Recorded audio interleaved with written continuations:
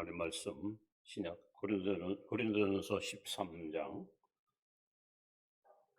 1절로 3절 말씀을 봅니다. 신약 279페이지입니다. 고린도전서 13장 1절로 3절 우리 한 목소리로 함께 읽습니다. 시작. 내가 사람의 방언과 천사의 말을 할지라도 사랑이 없으면 소리나는 구리와 울리는 꽹과리가 되고, 내가 예언하는 능력이 있어 모든 비밀과 모든 지식을 알고 또 산을 옮길 만한 모든 믿음이 있을지라도 사랑이 없으면 내가 아무것도 아니요, 내가 내게 있는 모든 것으로 구제하고 또 내 몸을 불사르게 내줄지라도 사랑이 없으면 내게 아무 유익이 없느니라. 아멘. 옆에 분에게 인사합니다. 임마누엘 합시다. 샬롬. 우리 창세기 1장 여러분 관심 있게 읽어보시면 창조의 원리가 참 오묘합니다. 일단 하나님은 엿새 동안에 만물을 창조하는데 사흘 동안은 공간을 만든다. 공간. 그리고 사흘 동안은 공간 속에다가 이제 채웁니다. 하늘에도 바다에도 그리고 땅에도 채웁니다. 그리고 이 원리를 잘 보시면 모든 물고기는 물에서 살도록 하나님이 그렇게 지으셨습니다. 그 창조의 원리를 거스리는 물고기는 절대 살 수가 없겠죠. 모든 식물은 흙의 뿌리를 받고 살도록 하나님이 그렇게 지으셨습니다. 뿌리 뽑힌 나무는 뿌리 뽑힌 풀은 살 수가 없습니다. 새는 공중을 나닐도록 하나님께서 날개를 주시고 그렇게 지었습니다. 새가 날개가 귀찮다고 물속에 들어가면 살 수가 없습니다. 마찬가지로 인간은 하나님께 뿌리 받고 살도록 하나님과의 관계를 맺고 살도록 그렇게 창조했습니다. 그래서 바로 하나님을 떠난 삶, 이것이 바로 죄입니다. 이렇게 하나님의 창조 질서를 거스리면 물 떠난 고기가 죽듯이 뿌리 뽑힌 나무가 말라 죽듯이 이 거스리는 자는 식물이건 동물이건 결코 생존할 수가 없습니다. 여러분 신앙생활에도 원리가 있습니다. 어제 자동차에 엔진이 없으면 무용지물인 것처럼 신앙생활에도 분명한 원리가 있습니다. 여름에 소나기가 지나간 후에 가끔씩 무지개를 아마 여러분 보게 됩니다. 우리 알다시피 무지개 색깔이 몇 가지로 알고 있습니까? 7가지로 알고 있습니다. 알고 있나요? 네. 첫째, 그 색깔이 뭐죠? 빨강, 주황, 노랑, 또 초록, 파랑, 그리고 남색, 보라색. 7가지 색깔로 아주 아름답게 영롱하게 색깔을 자랑합니다. 오늘 전 여러분에게 신앙생활에도 무지개처럼 7가지 색깔이 있어요. 원리가 있습니다. 여러분이 이 원리를 여러분 삶 속에다가 잘 적용시키면 우리는 훨씬 더 풍성한 신앙의 삶을 살아갈 수 있습니다. 그래서 오늘 특별히 이런 제목을 여러분 앞에 소개합니다. 이것이 없으면, 마치 무지개 색깔 7가지가 아름다운 빛을 발하듯이 신앙생활에서 이것이 빠지면 그는 신생활은 무용지물이 될 수 있습니다. 자, 그러면 7가지 색깔이 무엇일까 하는 겁니다. 이제 하나하나 여러분 앞에 소개합니다. 첫째는 로마서 8장 9절입니다. 함께 읽습니다. 시작. 만일 너희 속에 하나님의 영이 거하시면 너희가 육신이 있지 아니하고 영이 있나니 누구든지 그리스도의 영이 없으면 그리스도의 사람이 아니라. 자, 첫 번째, 성령이 없으면, 내 안에 성령이 없으면 우리는 그리스도의 사람이 아닙니다. 그래서 반드시 예수 믿는 사람은 구원받았지만 또 뭘 받아야 됩니까? 성령을 받아야 됩니다. 하나님이 사람을 처음 지을 때에 창세기 2장 7절에 여호와 하나님이 흙으로 사람을 빚으시고 그 코에 생기, 루아크, 하나님의 영을 불어넣어서 사람이 됐습니다. 우리 인간은 하나님의 영이 이 속에 들어왔기 때문에 사람이 됐어요. 그런데 노아 때에 인간들이 너무 타락하고 부패하니까 창세기 6장 3절에 하나님이 탄식하면서 하시는 말씀이 나의 영이, 성령이 영원히 사람과 함께하지 않겠다 하고 성령이 떠났습니다.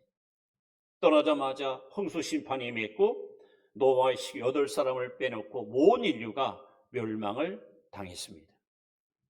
그리고 구약 4천년 동안 하나님께서는 특별한 사람, 선지자, 제사장, 왕 이들에게 성령을 부어주시고 하나님의 일꾼으로 쓰시다가 사명이 끝나면 후계자에게 다시 인계하시고 그러다가 신약에 와서 예수님이 십자가에 못 박아 죽으시어 하나님과 우리 사이 가로막힌 죄의 땀을 헐어버리고 그리고 예수님께서 부활하신 후에 숨을 내쉬며 가라사대 성령을 받아라 말씀하셨고 하늘로 올라가기 직전에 제자들에게 또 말씀합니다.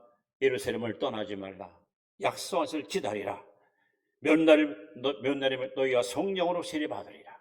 이 약속하시고 승천을 하셨고 정확히 열흘 후에 성령이 강림하여 교회가 생기고 성령 시대가 활짝 열렸습니다.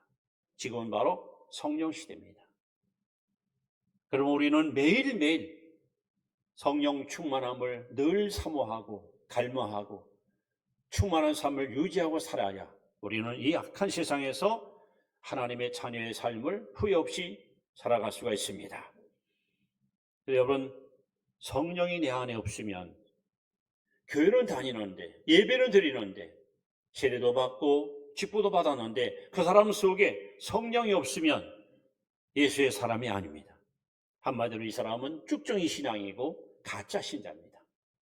그렇기 때문에 여러분 우리는 매일매일 성령 충만함을 늘 갈망하고 성령 충만함을 늘 유지하고 사는 성령 충만한 성도 되시기를 주 이름으로 축원합니다. 자, 두 번째는요. 히브리서 12장 14절입니다. 같이 읽습니다. 모든 사람과 더불어 화평과 거룩함을 따르라. 이것이 없이는 아무도 주를 보지 못하느니라. 우리에게 두 번째 색깔은 여러분 거룩함이 있어야 돼요. 하나님께서 끊임없이 말씀합니다. 특별히 레위기 11장 45절에 보시면 내가 거룩하니 너희도 거룩할지어다. 하나님의 강력한 명령입니다. 여러분 성도가 뭡니까? 거룩할 성 무리도. 성일이 뭡니까? 거룩한 날. 성전이 뭡니까? 거룩한 집. 우리는 바로 거룩한 백성, 거룩한 하나님의 자녀가 되어야 됩니다. 예수께서도 마태복음 5장 8절에 보시면 마음이 청결한 자는 복이 있나니 제가 하나님을 볼 것이요. 하나님을 눈으로 보는 게 아니에요. 손으로 만지는 게 아니에요. 마음이 청결해야 우리 하나님을 볼 수 있고 하나님을 만날 수 있습니다. 사도 바울도 디모데후서 2장 21절에 하나님은 깨끗한 그릇을 귀하게 쓰신다고 말씀했습니다. 세상은 온통 죄악으로 얼져 있습니다. 우리가 보는 것, 듣는 것, 말하는 것, 행하는 것들이 온통 죄악으로 오염되어 있습니다. 이런 세상에 하나님께서는 우리에게 끊임없이 말씀합니다. 내가 거룩하니 너희도 거룩할지어다. 왜? 거룩함이 없이는 주를 볼 수가 없어요. 여러분 하나님 나라는 죄가 없는 의로운 나라요 빛의 나라고 깨끗한 나라입니다. 하늘나라의 백성답게 우리 이 땅에 사는 동안 죄와 상관없이 성결한 삶을 살아야 하나님께서 여러분을 축복하시고 여러분을 귀하게 들어 쓰시는 것입니다. 그러므로 거룩함이 없이는 주를 볼 수가 없다. 거룩해야 주님과 동의할 수 있고 거룩해야 주의 음성을 들을 수 있고 거룩해야 주님이 기뻐하는 복된 삶을 살아갈 수가 있는 것입니다. 자, 세 번째 색깔입니다. 이번에는 마가복음 9장 29절입니다. 읽습니다. 이르시되 기도 외에 다른 것으로는 이런 종류가 나갈 수 없느니라 하시니라. 자, 이 무슨 얘기냐? 예수님께서 변화산에 올라가셨어요. 베드로, 야고보, 요한 셋을 데리고. 그러면 이 밑에 몇 명이 남아있습니까? 12 가운데 셋을 뺐으니까 9 제자가 남아있어요. 남아서 그늘에 쉬고 있는데 어느 아버지가 한 15살째 먹은 아들을 데리고 왔는데 이 아들이 벙어리 되고 귀머리 귀신이었어요. 어려서부터 막 불 속에 뛰어들어가고 물 속에 뛰어들어가고, 그러니 아버지가 얼마나 이 아들 때문에 마음이 상했겠습니까? 마침 그 마을에 예수님 오셨다는 소식을 접하여 아들을 데리고 고치러 왔는데 예수님은 안 계시고 9 제자가 거기 있는 거예요. 어떻게 오셨소? 우리 아들 좀 살려주시오. 무슨 일이요? 귀신 들려가지고 저렇게 고통받고 있습니다. 걱정 마시오. 우리가 고쳐줄게. 여러분, 실상 예수님께서 제자들을 부를 때에 그들에게 권세를 줬어요. 가서 귀신을 쫓아라, 병도 고쳐라, 그리고 복음을 전하라. 또 그들이 가서 그 많은 기적을 많이 경험했습니다. 그래서 그들은 그걸 믿고 9 제자들이 그 귀신을 쫓으려고 시도했는데 보기 좋게 실패했습니다. 아무도 쫓지 못했어요. 아들이 낙심이 돼 있고 아버지도 지금 절망에 빠질 때 예수님이 산에서 내려오십니다. 아버지가 예수님께 다가가서 우리 아들 살려달라고 아울성칩니다. 예수님께서 믿음이 어디냐고 또 책망하십니다. 그랬더니 아버지가 또 호소합니다. 나에게 믿음을 주옵소서.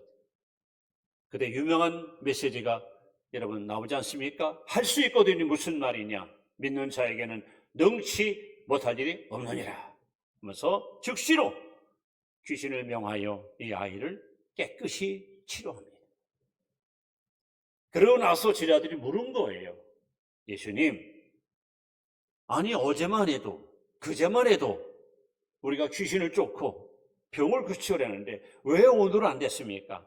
왜 오늘은 9명이 한 사람도 귀신을 못 쳤습니까? 했더니 예수님이 대답이 뭡니까? 기도가 아니면, 기도 외에는 이와 같은 역사가 일어날 수 없다. 여러분, 기도가 없으면 무능해집니다. 영적 싸움에서 실패합니다. 하나님의 능력이 임하지 못합니다.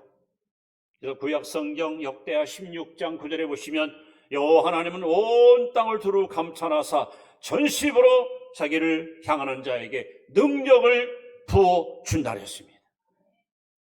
그래서 우리는 쉼 없이 기도해야 됩니다. 우리는 연약한 질그릇입니다. 우리는 아무런 능력도 없습니다.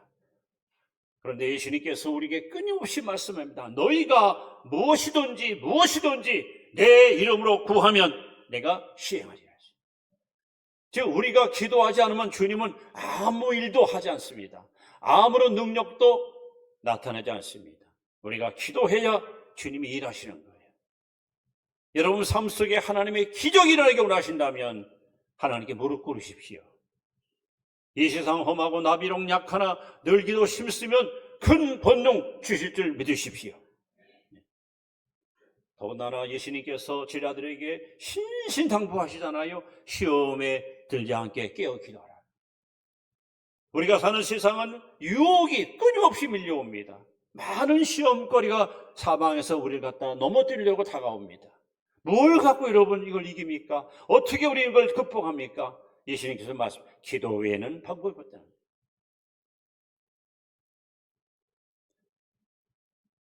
기도에 재단이 모르는 사람이 있으면 다시 재단을 사십시오. 기도줄을 놓친 사람은 다시 붙잡으십시오. 성경은 분명히 말합니다. 베드로서 4장 7절에 만물이 마지막에 가까웠다는 것. 역사의 종말세를 살아갑니다. 예수님 재림이 임박했습니다. 그때 주님이 우리에게 최초의 가장 강력한 메시지가 뭡니까? 정신을 차리고 깨어 기도하라는 것. 기도하지 않으면 시험도 이길 수 없고 유혹도 이길 수 없고 영적 싸움에 승리할 수 없고 특별히 영적인 힘, 영적인 에너지, 영적인 능력을 공급받을 길이 없습니다. 기도에 하나님께서 여러분에게 은사도 주시고 지혜도 주시고 능력도 주셔서 우리는 승리의 성도가 될 수 있는 겁니다. 이번에 네 번째 색깔은 히브리 11장 6절 말씀입니다. 너무도 잘하는 말씀이죠? 같이 읽습니다. 시작. 믿음이 없이는 하나님을 기쁘시게 하지 못하나니 하나님께 나아가는 자는 반드시 그가 계신 것과 또한 그가 자기를 찾는 자들에게 상기신 이심을 믿어야 할지니라. 자, 네 번째는 뭐가 없으면, 믿음이 없으면 하나님을 기쁘시게 할 수 없어요. 여러분 자녀들을 키워보셔서 알잖아요. 부모 속삭이고 말썽 부리면서 아빠 3월달 용돈 주세요. 여러분 주고 싶습니까? 부모 마음을 아프게 하는 자식한테 여러분 선물 주고 싶은 마음 있습니까? 반면에 부모 기대 이상으로 정말 효성스럽고 성실하고 자기 신분에 맞게 처신하고 그러면은 뭐든지 여러분 주고 싶잖아. 우리가 하나님을 기쁘시게 하는 유일한 길이 뭐냐? 믿음입니다. 우리가 믿음으로 살아야 돼요. 분명히 성경을 말합니다. 믿음이 없이는 하나님을 기쁘시게 할 수 없다 했습니다. 그리고 하나님께서 말씀합니다. 믿음에는 반드시 뭐가 따라올까요? 역사가 따라와요. 역사. 여러분 우리는 크고 작은 많은 문제를 안고 살아요. 도저히 내 힘으로는 감당할 수 없을 만큼 무거운 짐을 지고 갈 때가 있어요. 근데 주님은 우리에게 이렇게 말씀합니다. 이 믿음은 세상을 이길 수 있다. 그리고 예수님께서 성경에 인생의 무거운 짐을 지고 고통나는 사람들을 갖다가 해결할 때 뭐라 했어요? 내 믿음대로 될지어다. 여러분 마음속에 믿음이 있어야 하나님의 역사가 일어나지요. 불신과 의심을 갖고 있으면 어떤 기적도 기대하지 마십시오. 믿음이 없으면 아무런 일도 일어나지 않습니다. 우리가 믿음으로 구원받습니다. 우리가 믿음으로 하나님을 예배합니다. 이 세상 사는 동안 믿음 없이는 한순간 살 수 없는 것이 우리 인생입니다. 그래서 오늘 하나님께서 말씀합니다. 믿음이 없으면 하나님을 기쁘시게 할 수 없다. 특히 어떤 믿음? 여러분 우리는 지금 하나님 앞에 나왔습니다. 그리고 하나님은 말씀합니다. 하나님은 바로 이 자리에 여러분 곁에 반드시 계십니다. 그걸 믿으십시오. 하나님은 이 자리에 반드시 계시다. 하나님은 내 사정을 알고 내 아픔을 아시고 내 마음에 품고 있는 기도의 소원을 아시고 가장 좋은 것으로 응답하시는 좋으신 하나님이시다. 믿으십시오.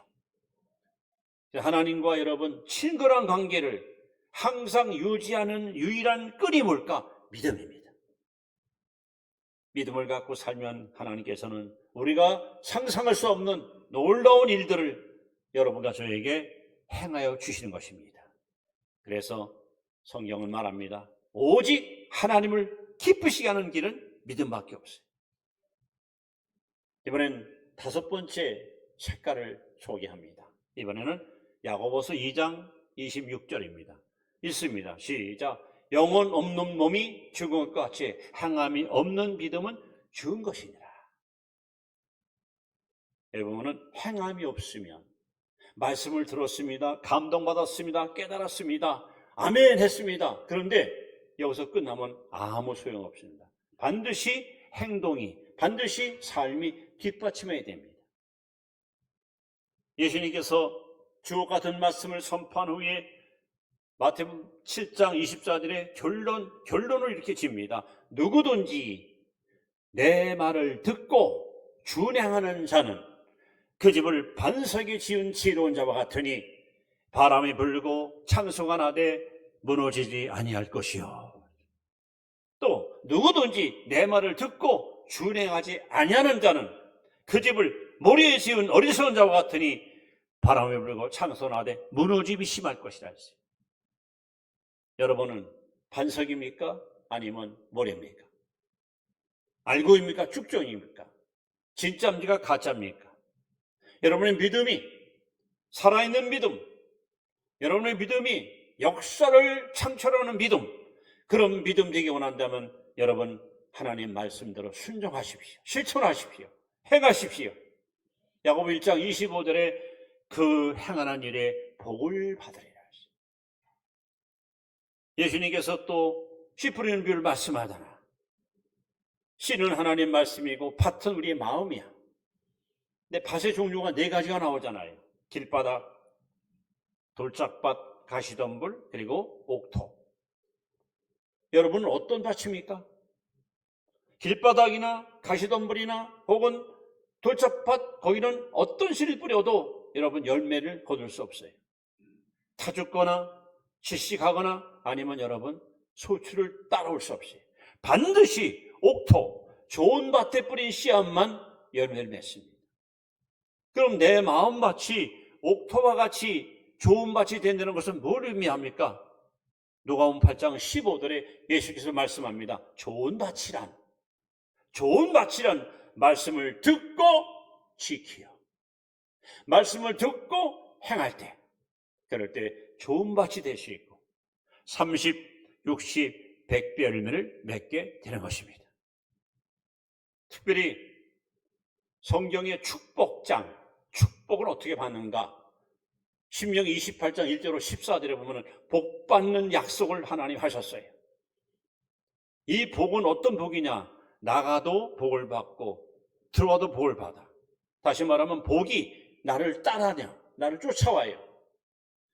여러분 성경을 읽어보세요. 창세기 39장 4절 이하에 보시면 요셉이가 17살 때 노예로 팔려갔잖아요. 애굽으로. 졸지에 노예가 됐어요. 근데 창세기 39장 5절에 가보면은 어떤 일이 벌어집니까? 요셉이 노예로 이 집에 오고 나서, 보디발 집에 오고 나서 하나님이 요셉 때문에 그 집에 복을 주셔요. 다시 말하면 요셉은 복덩어리야. 복의 존재야. 복의 근원이에요.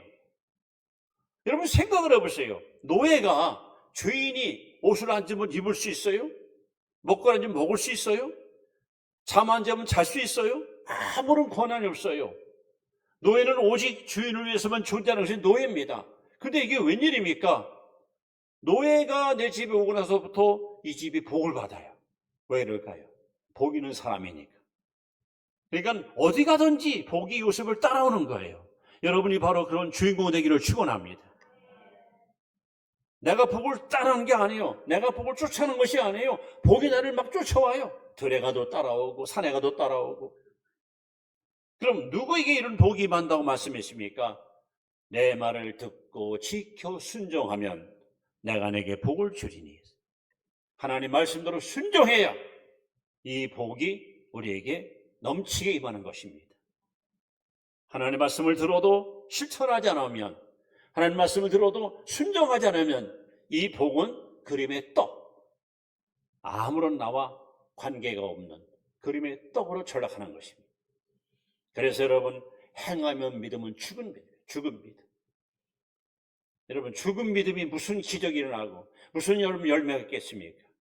마치 죽은 나무에는 아무런 꽃도 피지 않고 열매가 맺지 않은 것처럼 죽은 믿음을 갖고서는 어떤 하나님의 은혜를 우리는 경험할 수 없습니다. 그래서 행함이 없으면 죽은 믿음이다. 자, 이번에는 히브리 12장 8절 말씀을 또 봅니다. 6번째 색깔입니다. 읽습니다. 징계는 다 받는 것이거늘 너희에게 없으면 사생자요 친아들이 아니니라. 우리에게 필요한 것이 또 하나 있어요. 징계. 여러분, 징계하면 일단 어감이 좋지는 않아요. 그렇잖아요? 징계받았다 그러면 왠지 모르게 뭔가 잘못돼가지고 버림받은 것처럼 인식하잖아요. 근데 이 말씀은 그거예요. 우리가 인생을 살다 보면 죄질 수 있어요. 실수할 수 있어요. 넘어질 수 있어요. 근데 문제는 내가 잘못해가지고 하나님 뜻대로 살지 않아가지고, 그래서 만약에 여러분 집안에 우환이 왔다, 혹은 내 몸에 병이 왔다 할 때 그 징계는 여러분에게 축복입니다. 하나님은 분명히 말씀합니다. 하나님은 아무나 징계하지 않아요. 하나님이 징계하는 사람이 딱 한 사람이에요. 어떤 사람? 살아난 자. 여러분, 정원사가 요즘 이제 과수하는 분들은 들어가서 전지하죠. 전지. 가지를 막 쳐내고. 그럼 과수하는 분들, 배나무가 미워서, 복숭아나무가 싫어서 여러분 그 가지 칩니까? 에휴, 지겨워. 이놈아 때 내가 그냥 힘들어 죽겠어. 야, 너 쥐더라, 너 죽어라. 여러분, 그래서 가지 칩니까? 왜 가지 칩니까? 더 좋은 열매를 기대합니다. 정원사가 왜 여러분 가위 가지고 꽃 가지를 막 잘라냅니까? 예쁘게 단장하냐. 스승이 왜 해철해 가지고 제자들이 총알을 칩니까? 좋은 일꾼으로 성장하기를 기대하기 때문에. 부모가 자식을 왜 훈계합니까? 사랑하니까 훈계하는 거예요. 여러분, 성경에서 하나님이 인간에게 주는 가장 큰 형벌이 뭔지 아세요? 가장 큰 형벌. 로마서 1장 28절에 나와 있습니다. 이렇게 써 있습니다. 그 마음에 하나님 두기를 싫어하며 하나님께서 그 마음대로 내버려 두사 하셨어요. 내가 죄 짓고 살아. 하나님 뜻을 거스리고 살아. 근데 하나님 내버려 두는 거야. 여러분, 그게 가장 무서운 형벌이에요. 내가 죄 질 때 하나님이 따끔하게 매를 대서 정신 차려. 너 그 길 가면 안 돼. 돌아서 이 길을 와야 돼. 여러분, 그것이 하나님의 사랑이에요. 뻔히 지옥 가는 걸 알면서도 하나님 내버려 뒀다? 이건 불행이지 결코 행복이 아닙니다. 어떤 사람들은 악을 행하고 남을 속여먹고 사기치고 죄짓고 나서도 하나님 나 봐줘. 아무 일도 없어. 나 괜찮아. 그게 여러분 복인 줄 아십니까? 우리 하나님께서는 하나님의 자녀들이 잘못된 가치관, 잘못된 선택을 통해서 하나님의 뜻과 어긋나기로 갈 때마다 징계 채찍을 내고 우리를 갖다가 다루십니다. 이것이 사랑 때문이에요. 사랑. 그래서 만약에 여러분 내가 죄짓고 불순종했는데도 불구하고 징계가 없다. 성경 뭐래? 이건 사생아야. 내 자식이 아니라는 거야. 여러분이 하나님의 백성이고 하나님 사랑 받는 자녀라면 하나님은 반드시 우리를 징계하십니다.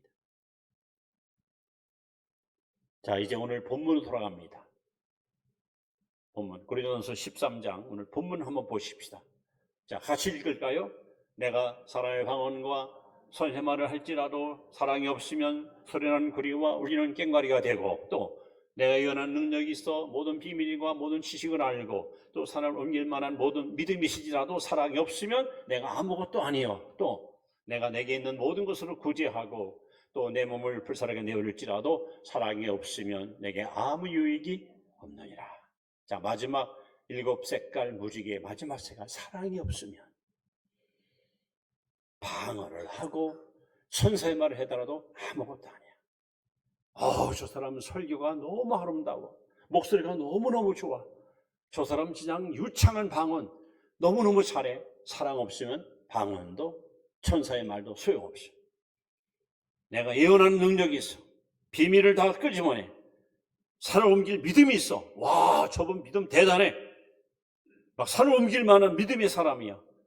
와, 저분 정말 신통해. 사람의 마음을 다 꿰뚫어봐. 예언의 능력이 투찬한 사람이야. 그럴지라도 사랑이 없으면 예언도 방언도 믿음도 다 아무것도 아니에요. 내게 있는 것을 가지고 막 구제해요. 저 양반은 어떻게 저렇게 그냥 자기는 안 쓰고 있는 걸 다 내줄까? 네? 어떻게 저렇게 불쌍한 사람을 도울까? 근데 그 안에 사랑이 없으면 이건 아무것도 아니에요. 사랑이 없으면 아무것도 아니에요. 기독교는 사랑의 종교입니다. 그리고 신구약 성경에서 가장 위대한 계명이 뭡니까? 마태복음 22장 7절에 예수께서 말씀합니다. 예수 가라사대 너는 마음을 다하고 성품을 다하고 뜻을 다하고 힘을 다하여 주 너희 하나님을 사랑하라. 이것이 크고 추된 계명이요 둘째는 이와 같으니 네 이웃을 내 몸처럼 사랑하라. 이것이 성경의 핵심이에요. 그래서 믿음, 소망, 사랑은 항상 있지만 그 중에 제일은 사랑이라. 사랑이 없으면 그 모든 것도 다 헛될 뿐입니다. 오늘 사랑은 율법의 완성입니다. 그리고 요한일서에 보시면 하나님께서 4장 12절에 이렇게 말씀합니다. 아무도 하나님을 본 사람이 없으되. 여러분 하나님을 봤습니까? 전 못 봤습니다. 볼 수도 없습니다.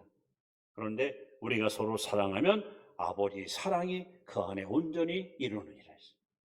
우리가 서로 사랑할 때 여러분 속에 하나님의 사랑이 온전히 이루어집니다.